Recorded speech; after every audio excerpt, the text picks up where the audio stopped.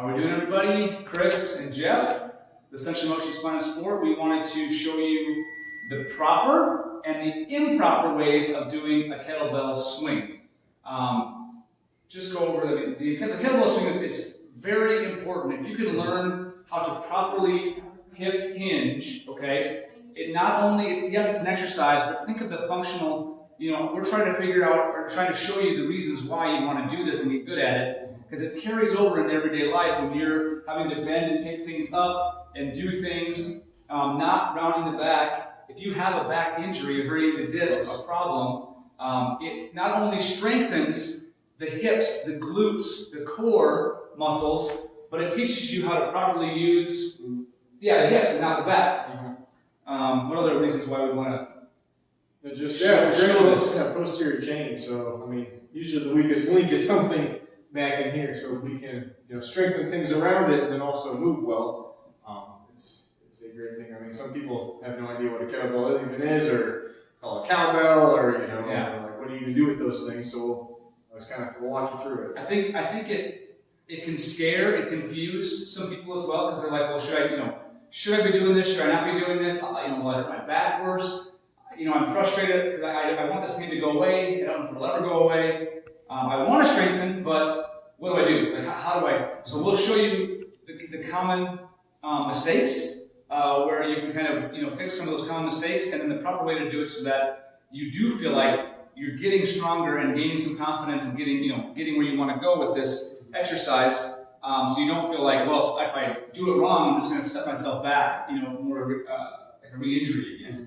Okay. So like any of these movements, we talk about hip hinge kind of over and over and over again. So one thing that we like to teach people is usually if you have a dowel at home, you have a broomstick something. So we want to have 3 points of contact. Even a long golf club. Yeah, no matter. So we want 3 points of contact with the back of our head, the middle of our thoracic spine, so the T-spine, and almost the top of our tailbone through here. So with this kind of gives you a cue. Everything we want everything to move together.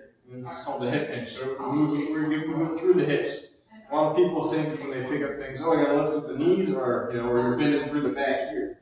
So this is a way to teach that we use our big powerful movers, which is our hip muscles. So I always tell people when you're doing hip hinge, pretend you're sticking your rear out and trying to hit a wall about a foot and a half behind it. So it's coming out. So when you're doing that, we got all 3 points of contact. If I'm not moving correctly through the hips and working the low back, as you can see, we got about a foot and a half between the dowel and my tailbone. So and that's what puts you at risk for re-injury or hurting the low back again. That loaded that flexion. But that's why it's so functional. If you're gonna, because you have to get just sit down on a chair, or if you need to come down and pick something up. I'd rather teach you how to do it correctly than just say, well, you're good. Just make sure you squat. It's like, let's figure this out, how to do this. So that's the kettlebell. Let's approach it. Okay. So I'll go from the side first. So I'll take kettlebell. I have a little bit in front of me because I want to make sure that I'm getting back and properly. And you see like he did with the dowel there, nice and flat across the back. Okay, so I'll make sure that I'm in the upper position. So when I come down, I can adjust, I can approach the kettlebell, and keep everything in alignment this way, and I'm not like this picking it up. Okay, so I'll keep everything there. I can't do this up.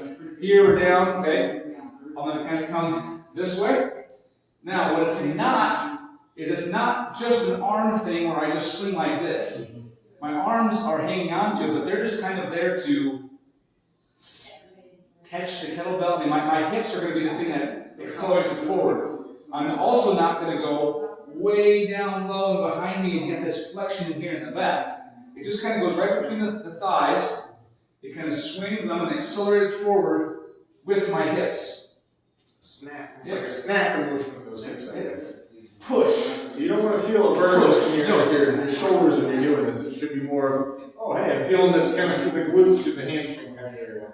And not the low back either. No, just my grip muscles, my hands and fingers. And then it's very rhythmical because I want to feel like I'm back. As soon as it gets back, I'm accelerating it forward with my hips. Push. So I'm going to kind of keep it at a good pace and speed. And then when I'm done, I'm just going to let it come kind of naturally, slow it down and swing. Then I can put it down properly. What other ones would we say is like what the common mistakes? Either letting it dip too low, moving too low back, not feeling the snap of the kind of almost like you're contracting glutes at the top. So that'd be like coming down here to pick it up, and then if I go way under here. Basically, don't put your hands below your knees. You want to keep your hands right above your knees when you're doing this. So if I'm bending from the back like that, that would be incorrect. Or if I'm going too high and not using my hips to accelerate it forward would be wrong. Going too low, like it's supposed to stay just kind of about the knees, like Jeff said, but too low here, and I got my back starts to tip me forward, and then I really load that loaded flexion. So that would be how I would to do the kettlebell swing, and then some of the mistakes. And then I would start with probably very light, 10, 15 pound kettlebell, and high reps, 15, 20, 25, 30 reps. So you really feel like you're getting that rhythm or motion before starting to climb the weight. Anything else? That's all. Okay. Thank you.